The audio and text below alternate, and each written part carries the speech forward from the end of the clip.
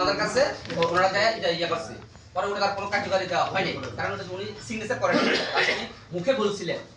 আরেকটা বিষয় আমি একটু বলতে চাই, এই যে অলরেডি আমার কাছে আছে, এখন তারা কি পলাতক না এখন না আছে, তারা ওপেন আছে, অনুসন্ধানে ভোট করে এবং সাধারণ সম্পাদক করার সময় 1 বছর 1 বছর কমিটি আমরা উল্লেখ করেছিলাম লিখিতভাবে। সেই কমিটি কিন্তু আরো তারা বহাল আছে। সেই কমিটি কিন্তু কোনো কমিটি এখন বন্ধ করে না।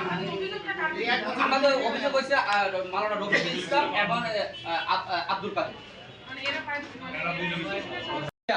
একটা ছাও আমাদের প্লটটা এখন রেস্টুরেন্ট আমরা থাকতেছি, ঠিক আছে, কিন্তু আমরা তো অডিট রিপোর্ট সহকারে আপনি চাও যে অডিট রিপোর্টটা জি, জি, সেটা আপনি বলেন না কেন? আপনি বলতেছেন ভয়ভীতি না না ববিতে দেখাচ্ছে তো, এটা তো ববিতে দেখাচ্ছে। ঠিক আছে, এই জন্য আপনি সংবাদ সম্মেলন করছেন বা থানা ওইটাই তো বলবে তো সেটা আমার কাছে তো আমাদের কার্ড রেজিস্ট্রেশন হয় নাই, তারা রেজিস্ট্রেশন করে দিচ্ছে না। আরেকটা হচ্ছে আমাদের অডিট রিপোর্ট দেওয়ার কথা, যে বিল্ডিং নির্মাণ হওয়ার পরে আমরা স্বচ্ছতা একটা অডিট রিপোর্টের মাধ্যমে সবাইকে হিসাব বুঝিয়ে দেবো, এটাও আজ পর্যন্ত তারা করে দিচ্ছে না।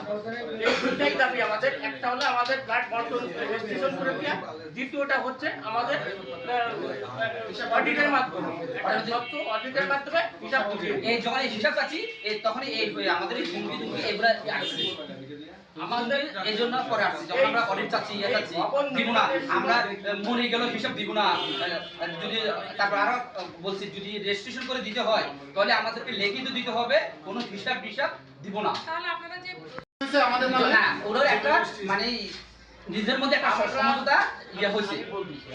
আমাদের আপনি বলি আমি বলছি, আমরা 30 জন মিলে জমি কিনেছি 7 কাঠা জমি কিনেছি। সেই জমির উপরে আমরা মিটিং করে এই অ্যাসোসিয়েশন তৈরি করে আমরা ভবন নির্মাণ করছি। সেই নির্মাণের সুবিধার্থে ওরাও 15টা ফ্ল্যাট আমরা ওখানে উল্লেখ করছি, ওরা ভালো 15টা ফ্ল্যাট নিয়ে বাকি ফ্ল্যাটগুলো আমাদের দিয়েছে।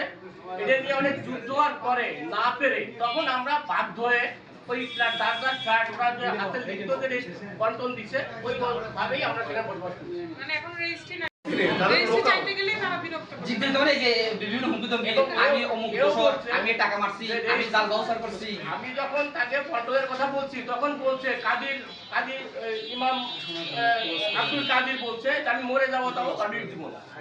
সেই স্পষ্ট ভাষায় আমাদের আমি মরে গেলেও দিব না। অডিট না দেওয়ার কারণটা যেখানে স্বচ্ছতা দুর্বলতা, এই কারণে সে অডিট দিতে চাচ্ছে না। এই অডিটটাই আমরা আপনার